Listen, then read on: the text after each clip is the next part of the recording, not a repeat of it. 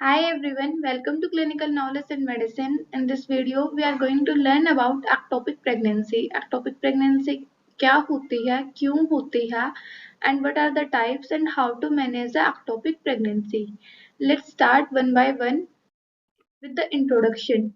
Ectopic pregnancy क्या होता है? जब भी कोई pregnancy outside the uterus implant होती है, जो जाइगोट है वो नॉर्मली यूट्रस में इम्प्लांट होता है, बट अगर वो यूट्रस के अलावा किसी और पार्ट में इम्प्लांट होता है तो उसे हम बोलते हैं एक्टोपिक प्रेगनेंसी। जो नॉर्मल साइट होती है जहाँ पे एम्ब्रियो इम्प्लांट होता है वो होता है upper posterior side of uterus, but in case of ectopic pregnancy it implanted outside the uterus. ectopic pregnancy एक disorder है implantation का। जो मोस्ट कॉमन साइट होती है ectopic pregnancy की वो है fallopian tube. fallopian tube most common क्यों है? क्योंकि फर्टिलाइजेशन fallopian tube में होता है। fallopian tube का भी कौन सा पार्ट मोस्ट कॉमन है? Ampulla. Ampulla is the widest part of fallopian tube where the fertilization occurs, and in that part embryo get implanted, which is known as ectopic pregnancy. Least common site कौन सी है ectopic pregnancy की? वो है cervical ectopic pregnancy. Next बात करते हैं ectopic pregnancy होती क्यों है। एक्टोपिक प्रेगनेंसी जाइगोट जब फैलोपियन ट्यूब से यूट्रस में मूव नहीं कर पाता और वो फैलोपियन ट्यूब में ही इम्प्लांट हो जाता है, तो उस वजह से एक्टोपिक प्रेगनेंसी देखने को मिलती है। उसका रीजन क्या हो सकता है? कोई भी एडेसेंस प्रेजेंट हो फैलोपियन ट्यूब में, मतलब फैलोपियन ट्यूब नैरो हो गई हो, इन्फ्लामेशन हो गई हो फैलोपियन ट्यूब की, salpingitis. Salpingitis term is used for the inflammation of the fallopian tube. PID pelvic inflammatory disease अगर है, ट्यूबल सर्जरी होने की वजह से जो ट्यूब है वो नैरो हो गई है, एंडोमेट्रियोसिस अगर है, एंडोमेट्रियोसिस मीन्स जो एंडोमेट्रियम लेयर होती है यूट्रस की वो अगर फैलोपियन ट्यूब में भी प्रेजेंट है तो उस कंडीशन को हम एंडोमेट्रियोसिस बोलते हैं। कुछ और रीजंस भी होते हैं, वो हम आगे देखते हैं। रिस्क फैक्टर्स, जेनिटल ट्रैक्ट से रिलेटेड कौन कौन से रिस्क फैक्टर्स होते हैं? एडहेसेंस, वो किसी भी रीजन की वजह से हो सकते हैं। इमोटाइल सीलिया, जो हमारी फैलोपियन ट्यूब होती है उसमें सीलिया प्रेजेंट होते हैं जो कि जाइगोट के मूवमेंट में हेल्प करते हैं। अगर वो इमोटाइल होंगे, उसमें मूवमेंट नहीं होगी तो भी जाइगोट मूव नहीं कर पाएगा, एंड उस वजह से जो उसकी इम्प्लांटेशन है वो फैलोपियन ट्यूब में ही हो जाती है, जो कि यूट्रस में होनी चाहिए नॉर्मल केस में। कार्टेगनर सिंड्रोम के केस में हमें इमोटाइल सीलिया देखने को मिलेंगे एंड एक्टोपिक प्रेगनेंसी होगी। आईवीएफ इन विट्रो फर्टिलाइजेशन में चांसेस रहते हैं एक्टोपिक प्रेगनेंसी के। कुछ अदर रीजंस जो अफेक्ट करते हैं वो है smoking, multiple partners, young age, and highest risk होता है ट्यूबल सर्जरी में। अगर ट्यूब की सर्जरी हुई है उसकी वजह से उसमें एडिशंस फॉर्म हो जाएंगे, ट्यूब नैरो हो जाएगी एंड स्पेस कम होएगा जाइगोट की मूव करने के लिए, and zygote get implanted in the fallopian tube. Next बात करते हैं कॉन्ट्रासेप्टिव्स के रिगार्डिंग, कि कॉन्ट्रासेप्टिव यूज करने से फैलोपियन ट्यूब में प्रेगनेंसी या एक्टोपिक प्रेगनेंसी हो सकती है या नहीं। तो एक्टोपिक प्रेगनेंसी का रिस्क कॉन्ट्रासेप्टिव के यूज करने के बाद बिल्कुल भी नहीं बढ़ता है।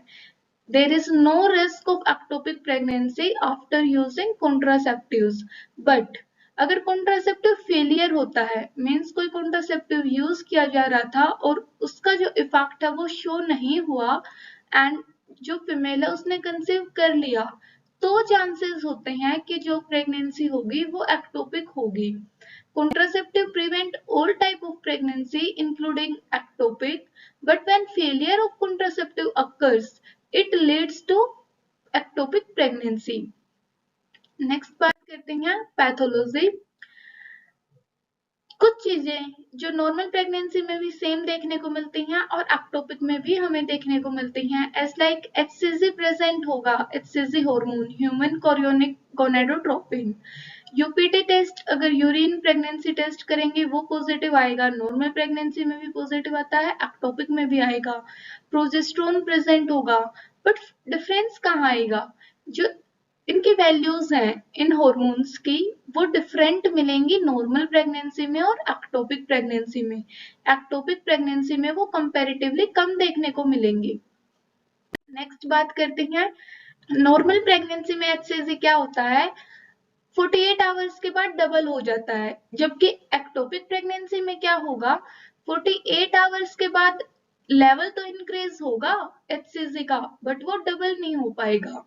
अगर हम ट्रांसवेजाइनल सोनोग्राफी करेंगे तो नॉर्मल प्रेगनेंसी में जो गेस्टेशनल सैक है वो हमें यूट्रस में देखने को मिलता है, जबकि एक्टोपिक प्रेगनेंसी में हमें जो गेस्टेशनल सैक है वो देखने को मिलेगा आउटसाइड द यूट्रस। वो फेलोपियन ट्यूब में हो सकता है या ओवरी में हो सकता है, किसी भी अदर पार्ट में अदर देन यूट्रस। नेक्स्ट बात करते हैं प्रोजेस्टेरोन की। प्रोजेस्टेरोन नॉर्मल प्रेगनेंसी में होता है मोर देन 25 नैनोग्राम पर ml, जबकि एक्टोपिक प्रेगनेंसी में लेस देन 5 ml होएगा। अब बात करते हैं एक केस की। कोई प्रेग्नेंट फीमेल अगर आती है हमारे पास हिस्ट्री ऑफ ब्लीडिंग के साथ इन फर्स्ट ट्राइमेस्टर।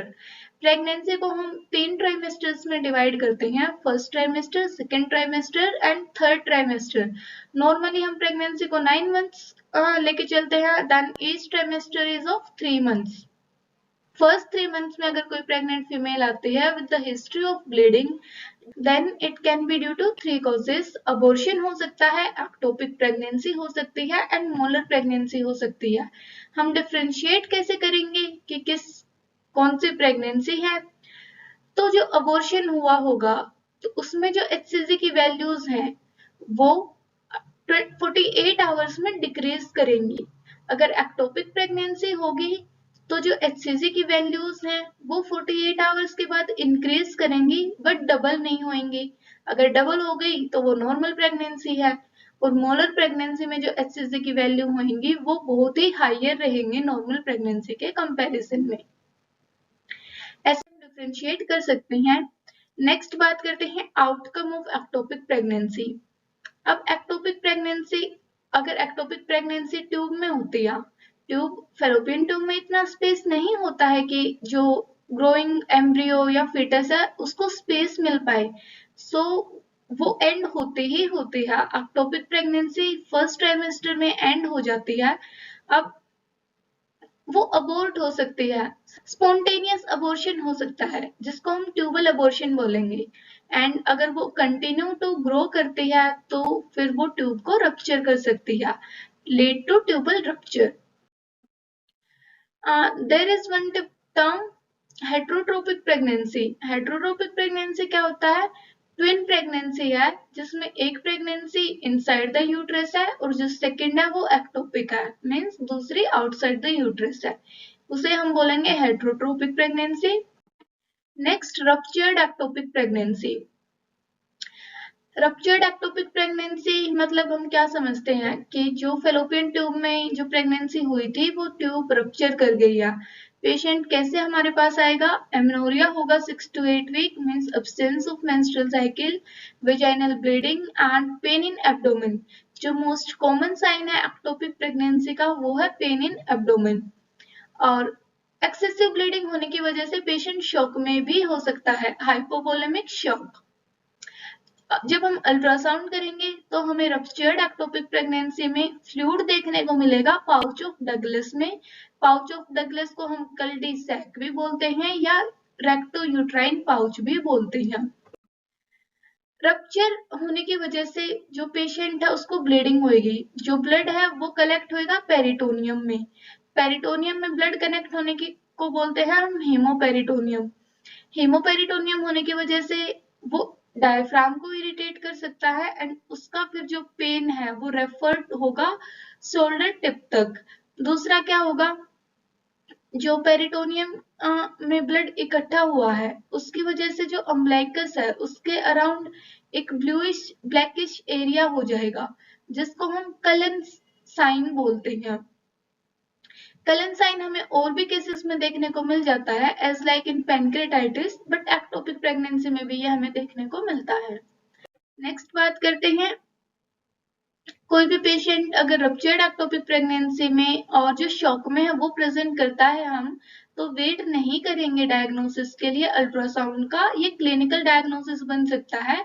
हम कल्टोसेंटेसिस करेंगे एक सिरिंज लेंगे, पोस्टीरियर फॉर्निक्स ऑफ वेजाइना के थ्रू हम कल्टी सैक में एंटर करेंगे एंड वहां से जो ब्लड है उसको कलेक्ट करेंगे। अगर नॉन क्लोटिंग ब्लड सिरिंज में देखने को मिलता है तो वो रप्चर्ड एक्टोपिक प्रेगनेंसी है, एंड अगर ब्लड क्लोट करता है सिरिंज वाला, इसका मतलब किसी वेन या आर्टरी का वो ब्लड है। नेक्स्ट बात करते हैं मैनेजमेंट कैसे करेंगे हम रप्चर्ड एक्टोपिक प्रेगनेंसी की। साल्पिंजेक्टमी परफॉर्म करेंगे, मतलब removal of fallopian tube. Medical management का कोई भी रोल नहीं है, अदर सर्जरीज का भी कोई रोल नहीं है। अगर ट्यूब रप्चर हो जाती है एक्टोपिक प्रेगनेंसी की वजह से, then we have to remove the tube. Next बात करते हैं अनरप्चर्ड एक्टोपिक प्रेगनेंसी की। इसमें जो पेशेंट है वो कंप्लेन करेगा amenorrhoea, vaginal bleeding and pain in abdomen. हम डायग्नोसिस कैसे करवाएंगे? टीवीएस करेंगे, transvaginal sonography and transvaginal sonography with beta HCG. Gold standard test for unruptured ectopic pregnancy is laparoscopy. How to manage unruptured ectopic pregnancy? अनरप्चर्ड को हम medically भी manage कर सकते हैं और सर्जिकली भी मैनेज कर सकते हैं। कुछ कंडीशंस हैं, अगर वो फुलफिल होती हैं तो हम मेडिकली मैनेज करेंगे। मेडिकल मैनेजमेंट कब होगी? जब पेशेंट हीमोडायनेमिकली स्टेबल होगा, प्रेगनेंसी अनरप्चर्ड होनी चाहिए, जो प्रेगनेंसी का साइज है वो 4 सेंटीमीटर और लेस होना चाहिए, जो बीटा HCG की वैल्यूज हैं वो लेस देन 5000 इंटरनेशनल यूनिट होनी चाहिए। रिसेंट अपडेट के according 5000 international unit and older जो गाइडलाइंस थी, जो ओल्डर रिकॉर्ड है उसमें 3000 इंटरनेशनल यूनिट भी दिखा मिलेगा। जो ड्रग हम यूज करेंगे वो यूज करेंगे मेथोट्रेक्सेट एंड डोज क्या रहेगी मेथोट्रेक्सेट की? 50 ग्राम पर मीटर क्यूब। नेक्स्ट बात करते हैं सर्जिकल मैनेजमेंट। हम सर्जिकल मैनेजमेंट कर सकते हैं अनरप्चर्ड एक्टोपिक प्रेगनेंसी को मैनेज करने के लिए। साल्पिंजोस्टमी भी कर सकते हैं, साल्पिंजेक्टमी भी कर सकते हैं। साल्पिंजोस्टमी में क्या होगा? हम ट्यूब को ओपन करेंगे, प्रेगनेंसी को रिमूव करेंगे, एक्टोपिक प्रेगनेंसी को, एंड देन वापस लाइगेट कर देंगे। और साल्पिंजेक्टमी वो मैंने पहले भी बताया, removal of tube. Depend on the condition of the patient, as like किसी female की family complete है, then we go for salpingectomy, removal of tube. But if a female wants to conceive again in future, then we perform salpingostomy. This is all about ectopic pregnancy. Hope so all your doubts and questions will be answered in this. Any of doubt still, you can ask in comment section. Keep watching Clinical Knowledge in Medicine, share and subscribe our channel. Thank you.